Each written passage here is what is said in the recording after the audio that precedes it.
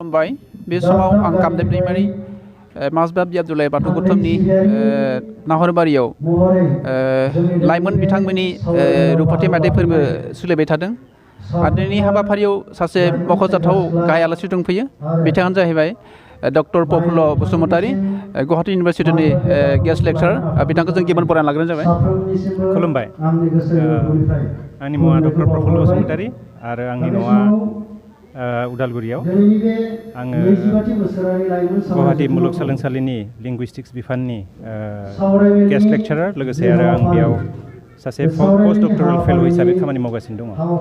दिनै माजबाद बियाबदुल्लाह बाथौ गौथुमनि आवथायाव थानाय नाहरबारि गामियाव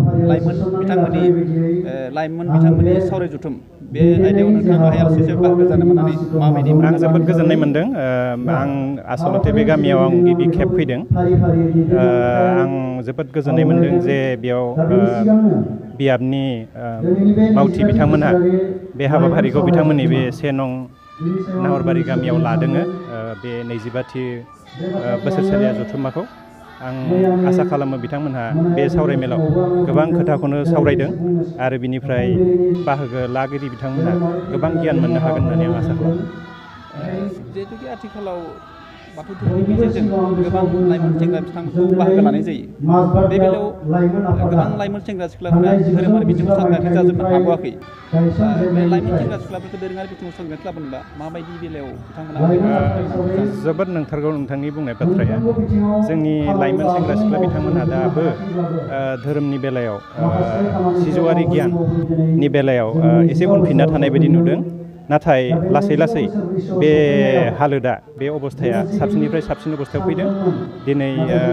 जोंनि लाइमोननि जि प्रग्राम जायो, जि सेमिनार जायो, बे सावरायमेल बायदिसिनाफ्राव बिथांमोननि बाहागो लानायनि बिबाङा बांबोगासिनो, संख्याफ्रा,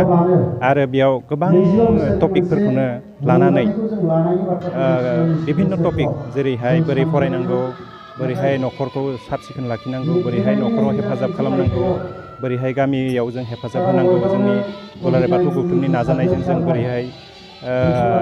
हेफाजाब होलायलायनायनि गेजेरजों हारिखौ बोखांलांनांगौ, बिनि बागै बिभिन्न टपिकनि सायाव सावरायनायनि गेजेरजों बिथांमोनहा बिभिन्न गियानखौ मोननो हादों होननानै आं सानो। आरो बिथांमोननि बाहागो लानायनि क्वालिटिया बांबोगासिनो दङ, साबसिननिफ्राय साबसिन जागासिनो दङ। आं बेखौनो आसा खालामो दि बिथांमोनहा गाव गावनि कर्तब्यखौ, गाव गावनि फरायनाय, गाव गावनि खामानि, न'खरनि खामानि, समाजनि खामानि, जि खामानियावनो बिथांमोना बेस्थ' थाया मानो बे खामानिखौ मोजाङै मावनांगौ, मोजाङै मावनानै गावनि जिउखौ जाफुंसार खालामनांगौ। आं बेखौनो आसा खालामो। आरो बेफोरबायदि हाबाफारिया बिथांमोननो गोबां साननायनि भिटामिन होगोन, साननो थाखाय माने आदार होगोन। आरो बे साननायनि गेजेरजों गावसोरनि सिजौआरि गियानखौ, गावसोरनि क्वालिटिखौ बिथांमोनहा राफोद खालामनो हागोन आरो जिउआव साफा साफा जाफुंसार सुबुं जाहैनो हागोन। आं बेखौ आसा खालामो। नोंथाङा होनदों जे आथिखालनि लाइमोन सेंग्रा सिख्ला बिथांमोनखौ दोरोङारि बिथिङाव सांग्रां जानांसिगौ, बाहागो लानांसिगौ आरो राफोद खालामनायनि माखासे लामाफोर दिहुननांगौ नोंथाङा बुंबाय। बे बेलायाव मोनसे बाथ्रा सरजाबना बुंनो नागिरदों, जिहेतुके आथिखालनि बाथौ धोरोमनि माखासे गोनां हाबाफारियाव गोबां जायगायावनो लाइमोन सेंग्रा सिख्ला बिथांमोनखौ बाहागो लानायखौ खम नुनो मोनो। बे बेलायाव बिथांमोनखौ मोनफ्रोमबो दोरोङारि बिथिङाव बाहागो लानोब्ला बिथांमोनखौ मा रोखोमनि बेबस्थानि गेजेरजों गासैबो दोरोङारिनि हाबाफारि बा लाइमोन बा गथ'फोरनि हाबाफारि बाहागो लानो हागोन होननानै सानदों? नंगौ, बेनि बेलायाव जोंनि मावथि बिथांमोनहा एसे साननो लुगैया दं, मावनो लुगैया दङ। जेरै बे बैसोआव बिहेखै 10 बोसोरनि गोजौआव 14, 15, 16 बोसोर, 20 बोसोर जानाय, 25 बोसोर जानाय, सोरबा हाइ स्कुल फरायदों, सोरबा कलेज फरायदों, बिथांमोननि बे बैसोनि थाखाय गोनांथि जानाय जिनिसफोर, टपिकफोर, आयदाफोर, बेफोरबायदि आयदाखौ लानानै जों बिथांमोनखौ माने एट्रेक्ट खालामनांगोन, माने बिथांमोनखौ जों हांख्रायनो हानांगोन। अब्ला बिथांमोनहा निस्सय बे माबायाव बाहागो लागोन, बेफोरबायदि सावरायमेलाव। आरो लोगोसे खननाय, मोसानाय, दामनाय देनाय, बर'नि हारिमु बायदिसिना बेफोरबायदि माबा गोमालांनो हमनाय किसुमान बेफोरबायदि हारिमुवारि बिथिंफोरखौबो नोजोर होनानै बेफोरबायदि प्रग्राम लायोबा बेफोरबायदि सोसनोबा जों जुदि सावरायमेलाव अब्लाना आं सानो बिथांमोनहा बेफोराव बाहागो लागोन केबल इसोर गाबज्रिनाय आर'ज गाबनाय एबा धोरोमनि सोमोन्दैल' सावरायनाय खालामालासिनो बिनि अनगायैबो जुदि दामनाय देनाय एसे मोसानाय मुसुरनायफोरखौबो लाफायोबा बिथांमोनहा निस्सय बेफोराव एसे माने जायफ्रा बाहागो लानो हायो जायफ्रा एसे माने बेफोराव माने दखल दङ दक्षता दङ बिथांमोनहा पारफर्म खालामनो हागोन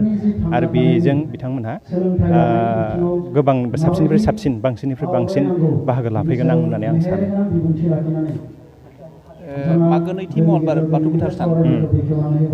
Delhi university Kokrajhar university Guwahati university Dibrugarh university मोनफ्रोमबो इउनिभारसिटियावहाय बाथौ गोथार साननि हाबाफारि जानो थांगासिनो दं बे बेलायाव नोंथाङा जिहेतु गुवाहाटी इउनिभारसिटिनि सासे लेक्सारार हिसाबै नोंथाङा गुवाहाटी इउनिभारसिटियाव बे बाथौ धोरोमनि गेजेरजों जा बाथौ गोथार सान बा गोथार माने मंगलबार साननि हाबाफारिखौ नोंथाङा गुवाहाटी इउनिभारसिटिनि बेलायाव माबायदि फोरमायगोन आं सानो दुलाराय बाथौ गौथुमनिफ्राय बे इन्सट्राक्सन निस्सय दंखायो आरो गैयाबा थानांगौ जेरैहाय बड'लेण्ड इउनिभारसिटि बा आं मिथिनायाव सेन्ट्रेल इन्सटिटिउट अफ टेक्न'लजि होननाय दं क'क्राझाराव बेयावबो फाथियो थांनाय बोसोरावबो बेयाव फाथिदों बिथांमोना जेराव आंबो बाहागो लानो मोन्दोंमोन दा थिग बेबायदि जेरै सेन्ट्रेल इन्सटिटिउट अफ टेक्न'लजियाव जुदि क'क्राझाराव बाहायनो हायोबा गुवाहाटी इउनिभारसिटियावबो बेखौ खुंनो हायैनि जेबो माने माबा थानो नाङा बेयाव जोंनि फरायसा आफादनि जि बा मावथि बिथांमोन दङ बिथांमोना निस्सय बेखौ खुंगोन आरो जुदि खुङोबा बेयाव जों बाहागो लाहैगोन आरो आं सानो जोंनि लाइमोन बिथांमोनहा सोरबा जुदि इउनिभारसिटियाव फरायनाय दङबा इउनिभारसिटिनि फरायसा आफादजों लोब्बा लाखिनानै बे हाबाफारिखौ जाफुंसार एबा खुंगोन ओरै होननानै आं आसा खालामो आरो जुदि खुङोबा बेयाव जों बाहागो लाहैगोन दुलाराय बाथौ गौथुमनियानो होनबा बाथौ बिमुंसानि गेजेरजों आसामनि गोबां माने बर' मिडियाम बिजोंफोरावहाय बा फोरोंगिरि फरायसालिफोरावहाय बाथौ गोथार सानखौ लानानै गंफ्रोमबो सरासति बा बाथौ गोथार साननि हाबाफारि खुंफुंनाय जायो बे बेलायाव नोंथाङा माबाफोर बुंनो नांगौ आसलते बुंनो थाङोबा नैबे गोथार बाथौ सानखौसो जोङो जोंनि बर' बिजोंनि फरायसालिफ्राव खुंनो हायोबा मोजांसिन जायो साबसिन जायो मानो होनोबा नैबेखौ जुदिबो जोङो मोनसे धोरोम होननानैसो बुंदों अब्लाबो बेयाव हारिमु हाबनानै दङ राव हारिमु गथै संस्कृति बेयाव हाबनानै दंजोबो बाथौ धोरोमाव बे आसलते खुनु मोनसे धोरोमनि नङा होननानै बुंजायो माने पार्टिकुलार जोंनि बर'नि गेजेराव अनेक धोरोमनि सुबुं बिथांमोन दङ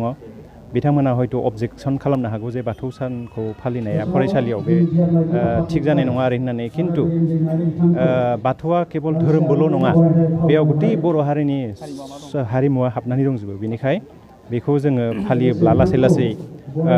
बर'नि बागै बर' समाजनि बागै बर'नि गथै जारिमिननि बागै मिथिनो हानायनि खाबु दङ बेखौ फालियोबासो गथ'फोरनो जों सुबिदा होनाय जागोन जोबनायाव नोंथाङा दिनैनि हाबाफारिनि गेजेरजों जोंनि उथिफुनाय लाइमोन समाजखौ माबायदि खावलायनो नागिरदों उथिफुनाय लाइमोन समाजखौ आं बेखौनो बुंगोन दि बिथांमोनहा मोजां गोसो लानानै आवगायबोनांगौ